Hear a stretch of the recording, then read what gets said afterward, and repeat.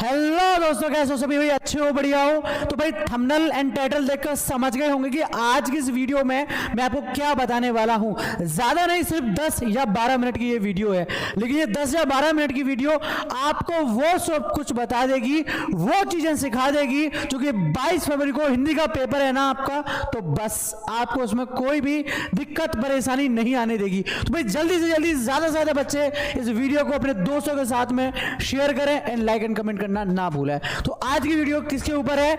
हिंदी की कॉपी कैसे लिखें बोर्ड परीक्षा में, है ना? बोर्ड एग्जाम नजदीक है, हिंदी का पेपर आपको पता चल ही गया होगा भाई। हिंदी का पेपर कब का है? 22 फेब का, यानी कि 22 फरवरी का। तो भाई इस वीडियो को एंड तक देखना, बिल्कुल भी स्किप मत करना, गलती की कोई भी गुंजाइश नहीं होनी चाहिए आपकी तरफ से।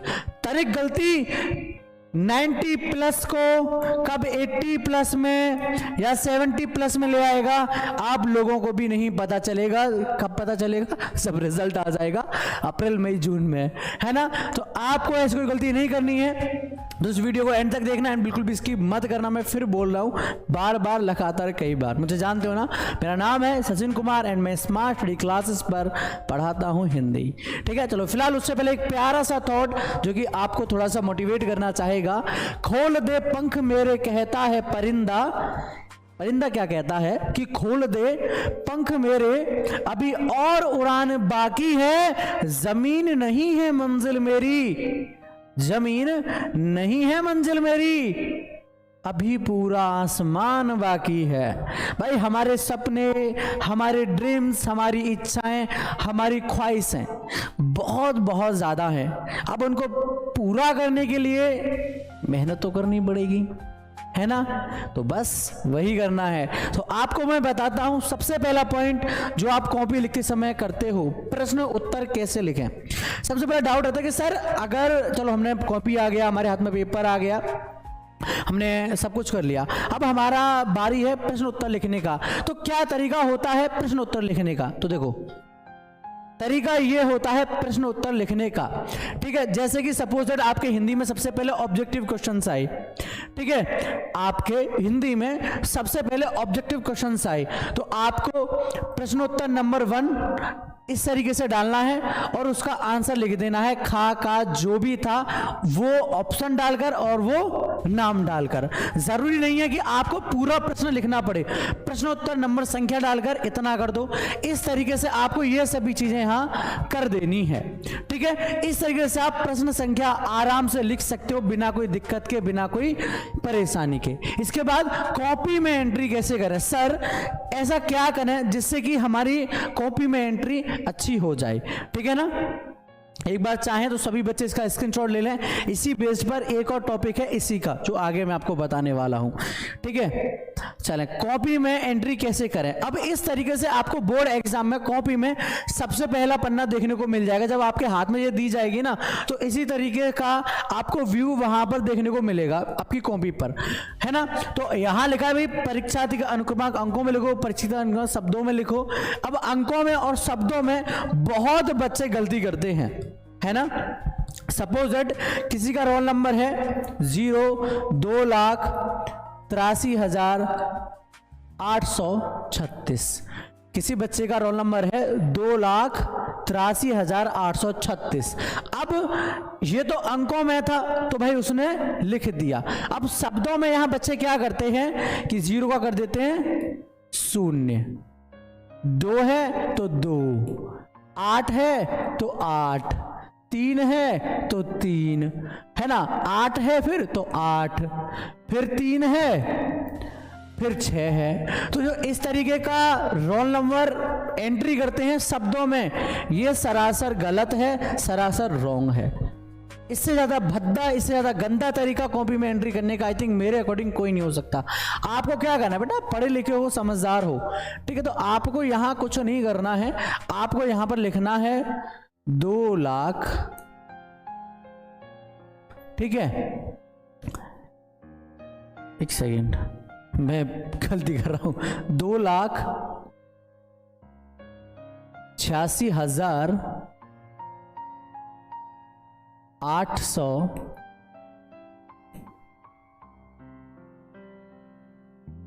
कितना आता लास्ट में 36।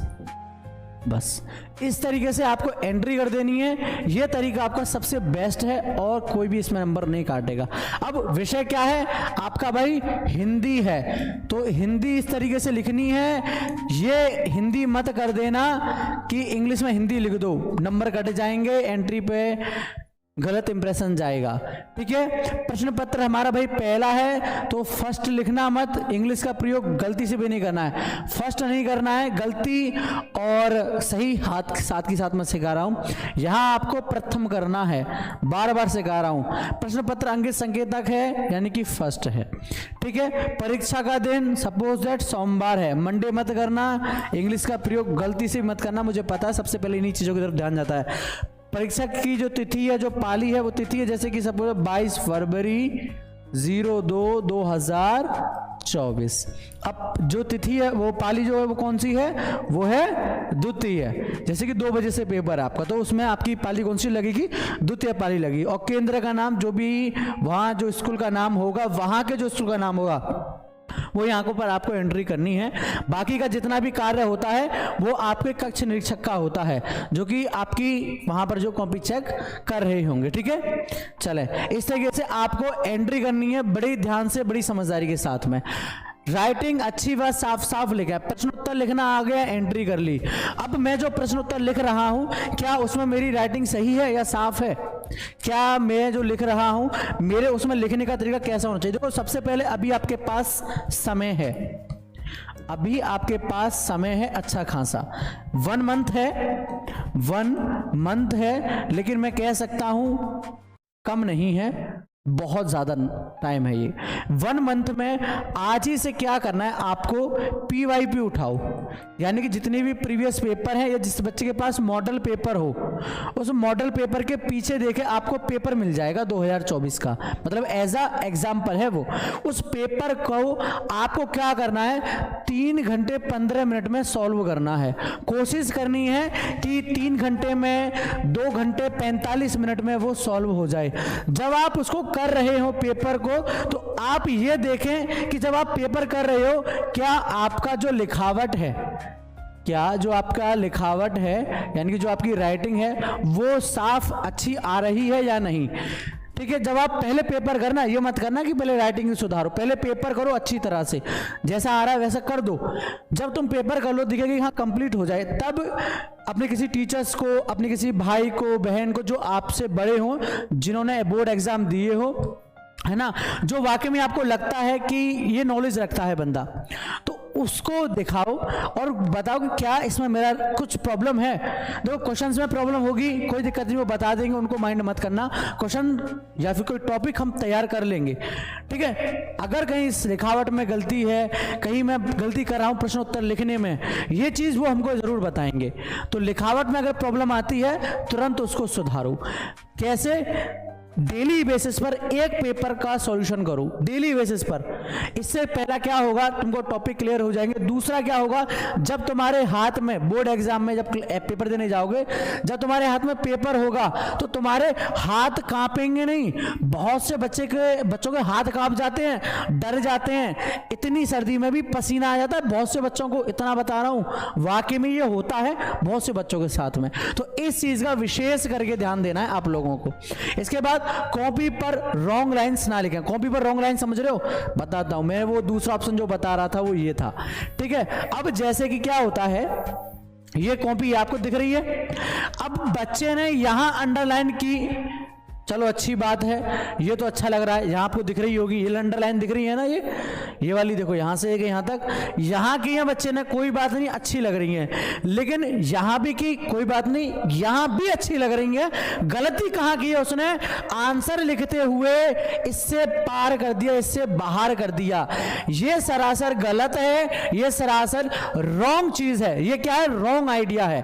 तो आपको बोर्ड एग्जाम में भूल कर भी, भूल से ये भूल नहीं करनी कि कोई भी अगर अंडरलाइन करते हो पेपर से बाहर, तो उससे बाहर आंसर नहीं जाना चाहिए।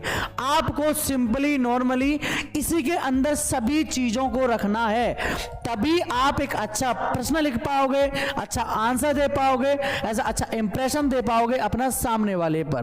ठीक है, इतना ही था इस वीडियो में सबसे ज्यादा बताने का तरीका।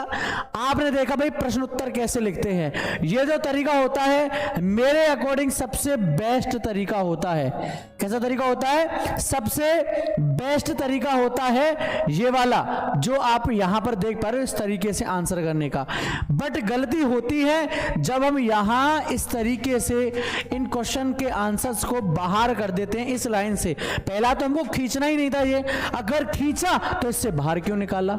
अब इससे बाहर निकालना है तो हमसे बड़ा बेवकूफ कोई नहीं है ना? ये है ना?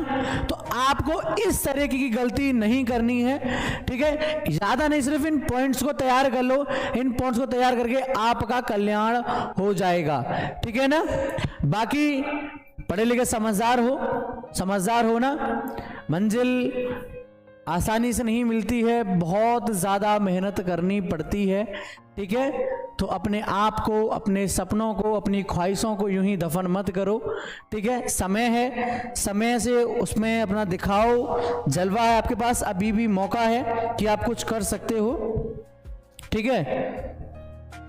बाकी आप लोग पढ़े लिखे समझदार हो या नहीं? चले, तो वीडियो को ज़्यादा से ज़्यादा दोस्तों के साथ शेयर करना जिससे कि वो भी गलती ना करें, ठीक है? सेल्फिश मत बनना कि अरे दोस्त पे क्यों शेयर करूं, गलती करेगा, नंबर कम आएंगे तभी तो मेरे अच्छे नंबर दिखेंगे। तो इस तरीके की सोच, इस तरीके की धारणा अपने मन में मत लाना। कोशिश करना कि दोस्तों के साथ ज़्यादा से ज़्यादा शेयर करो जिससे वो भी समझ जाएँ, ठीक है? लेकिन प्रीवियस पेपर डेली बेसिस पर एक सॉल्व ज़रूर करोगे, उसका सॉल्यूशन ज़रूर करना है, ठीक है?